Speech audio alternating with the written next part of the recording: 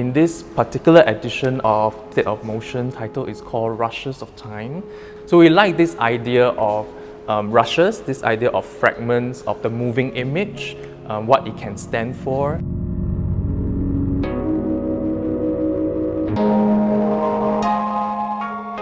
The choice of two locations actually started from the National Archives one first. And it's that nestling of the archival element within a museological setting that made us think about intersections between archive and art.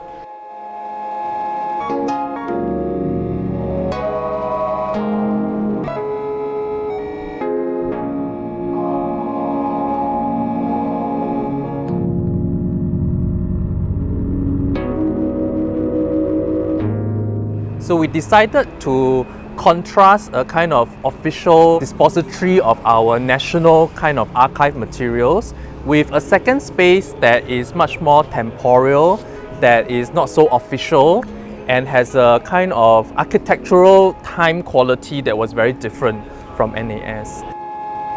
We're focusing a lot more on artists whose practice thought through about the idea of archiving or the idea of retaining memory, like collective memory or a country's collective political memory, or maybe personal memory.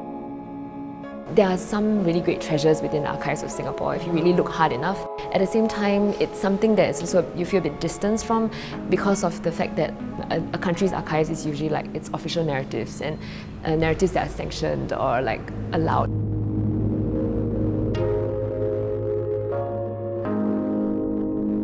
So one of the main challenges for us was thinking about especially the archive component of the exhibition. How do you make archive emotional? How do you make archive engaging?